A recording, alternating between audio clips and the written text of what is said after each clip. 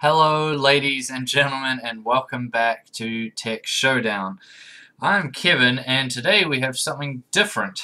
It's a gaming laptop review. This is the MSI Ghost GS60. So, I just thought I'd do this as a bit of fun, something different, and I thought you guys would like it. And I was really looking forward to doing this laptop in particular, as I will explain later. But first off, let's just have a look at the exterior. Now this is a black brushed aluminium, and it looks awesome. But as you can see there, it's a bit of a fingerprint magnet. But the only downside, this MSI logo here does illuminate, which looks quite cool. This is very thin and very sleek, a little bit on the heavy side, but it's not too bad. So, on the left hand side we have a secure lock. There's the power input, twin USB 3, and then gold plated headphone jack and microphone jack. Nothing much on the back except vents, which we do have on these sides as well, and I will explain that a bit later there, these ones. Now on the right hand side we have up front another USB 3, a 3-in-1 card reader. That is HDMI port, a mini display port, and an Ethernet jack. So, yeah, it's pretty kitted out. There's no optical drive, which some people might be like, oh, but, you know, at the end of the day, how often do you use it? I mean, I have one in I got a Blu-ray player, and for my rig, and, I probably use it, I don't know, like once a year, aside from when I installed the OS. So, yeah, they're not that useful these days. Now, the contents of the box. So what you get with it, the packaging is really nice. You get a nice bag that the laptop comes with, so that's really good. There's just the usual carry-on, like install CD, warranty cards, manuals, all that sort of stuff. It comes with a decent-sized power brick too. All in all, the packaging's nice, but it's nothing out of the ordinary or that special. So let's get into the specs. So, this thing's packing some pretty good specs with it for a gaming laptop. CPU, i7-4700HQ. This is a 22 nanometer quad core, 2.4 gigahertz base clock, 3.4 gigahertz on turbo, so that's decent. The chipset's an Intel Shark Bay HM87. The GPU, this is the good one. NVIDIA GeForce GTX 860M. So this is the Maxwell GK107, I believe, GPU, and that's running at around 1 gigahertz. And that comes with 2 gigabytes of GDDR5 video memory. So that's that's a very good point there. The 860M. System memory though, we got 16 gigabytes. That's 2 times 8 gigabyte kit. 1600 megahertz RAM, dual band wireless AC, Intel, and this is good too. Dual 128 gigabyte SSDs. So these are running in RAID 0. So what that means is you get very fast boot up times. It also comes with a 1 terabyte HDD as well. So here we go, push the button now. Inside logo comes up. And we're in. Just close this. So it's that quick. Obviously this has nothing on it, so that's going to be a part of that as well. But yeah, so it's very quick, it's very fast, speedy to use. There is no reason why a modern, especially a modern gaming laptop, but even the Chromebooks I covered recently on Playtech TV, those had small SSDs in them as well, and then everything was done cloud-based. There's no reason why you shouldn't be running an SSD, because going to just a single HDD, it just feels so sluggish and slow, and it's just not good to use. It ruins the experience, for me at least. It has a 6-cell lithium polymer 5400 milliamp hour battery, and it's 150 watt power supply. It comes with a power brick, a 2-year MSI pickup and return warranty, and of course it comes with Windows 8.1 as you just saw. So the screen. Now, this was probably what I was most impressed with. It's a 15.6-inch 1080p screen, which in itself is nothing too outstanding.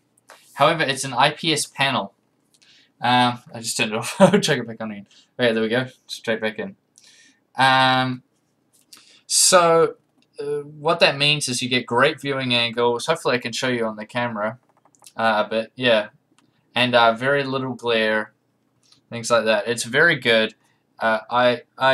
It's probably one of the best laptop screens I've ever seen. The color reproduction, everything is just fantastic. It's such a good job. And it's probably the best point of the whole laptop, for me at least. Now onto the sound. Now, as you can see, the whoopsie daisies. There's a large, long speaker across the top. Oh, so you can see that. There you go. This is by Dyna Audio, I believe. And what I really like about it, it's got real kind of deep sound to it. When you max out the volume, it doesn't rattle. A lot of laptops you'll find, if you max out the audio, you'll get a lot of plastic rattle. This obviously isn't plastic, but you get what I mean. And you don't get it with this. A lot also run the speakers down the front here, such as like two, on either side, or just one central one in some cases. And that just sounds just terrible. So that's not good, and I was really impressed by this sound. It was very good. Now the keyboard is actually developed by SteelSeries, believe it or not, and the key coloring itself is a little bit on the funky side. It's sort of, instead of going one color, I guess they just decided, well, what colors does everyone like, and then they put all of them in it, so it's sort of a pinky red down this end, and then a purple in the middle, and then going over to like a blue teal on this side. So it's a bit different. I know it definitely stands out, so that's cool. The keys themselves felt really good. Probably the best keyboard I've ever used on a laptop. Obviously, it doesn't compare to anything on a desktop, but it's full size, and I quite liked it, and it felt good to use. So that was good enough. And what else do we have to say about that? Oh, the font of the keys itself. I didn't particularly like the font of the keys. Get these down out of the way. There we go. I thought it looked a little bit funny. That's just me. So you go. There's a look. Now, while we're here, let's talk about that touchpad. So it's quite large, as you can see. Now, what they've done with this is just my opinion anyways, and I might be completely off, but this is what it felt like to me. It felt like they increased the size of this touchpad slightly, and then they decreased the sensitivity on it to try and make it more accurate. For some reason, it just didn't feel. So if I go on one side, we'll put the mouse cursor right to the left-hand side of the screen. I put my finger there and start dragging across. By the time I get to the other side, we're about halfway across the screen. So you could probably change this. Well, you could change this, but it just felt standard. It felt like that's what they were going for. Where other ones are a lot more sensitive. Obviously, you change this, and if you're gaming on this, you're just going to plug in a mouse anyway. So don't use a touchpad for gaming. Just I know some people do, but seriously, just go to a mouse, gaming mouse, good one, and it'll make your life so much better. Now, it also comes with a webcam up the top there and an inbuilt microphone. This is a 720p, 30 frames per second webcam. It's adequate. It'll get the job done, but that's about all I can say about that. It's okay. It'll be fine for Skype, put it that way.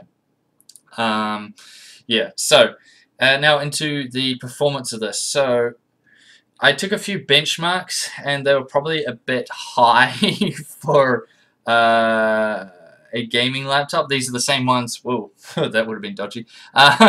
They're the same ones you probably would have seen me do with all my graphics cards ones. But yeah, I also threw in the Intel Extreme Tuning Utility benchmark as well. This was just because I wanted to see what the CPU could do. So in Intel Extreme Tuning Utility, the benchmark there, it scored 703 marks, which was decent, and the CPU rose to a temperature of 83 degrees Celsius, which is a little on the high side.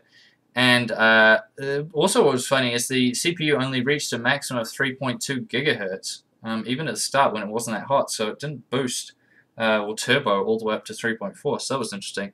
I also did Unigine Valley. This is the Extreme HD preset, and it scored an average of 14.6 frames per second, so not very good. In Heaven, Unigine Heaven 4.0, there's DirectX 11, everything maxed out, 1080p. It scored 13.4 frames per second average, and the GPU got up to 74 degrees Celsius in that. And in Heaven, again in OpenGL, it got to 11.1 frames per second. So you can obviously see from that, if we take a look around to have a look at the cooling quickly, just give you an idea. So on the top here we have one for the CPU and GPU, and these exhaust out the top and the side on either side. So nothing too fantastic in terms of the benchmarks. You're obviously not going to be able to play games at 1080p maxed out on this. It's just, it won't do it. You'll probably, if you're going to run at 1080p, then you'll have to turn some settings down, probably to a medium or low to medium setting. With things like League of Legends, you can obviously play it on max graphics and Dota. But for harder games, say Crysis or Bioshock, something like that, Tomb Raider, you'll have to turn that stuff down. Otherwise, if you want to have everything maxed out, then you'll probably have to reduce the resolution. So, but I mean, this is gaming on the go. So you have to keep that in mind, that, you know, it gives you the opportunity to play all the games you like while on the go. Obviously not on as high settings that you probably want if you have a more mid to high end gaming rig at home. Now, yeah, so heat-wise it did okay. Sound-wise it was, even right now it's a little bit noisy. You can hear the fans going. It does really ramp up once you're gaming, stuff like that. It is quite loud, so that you have to keep that in mind. It's not too bad. It's nowhere like having a gaming rig with a R9 290 reference model in or something like that. It's not that bad, but it's, you know, it gets a little bit on the noisy side.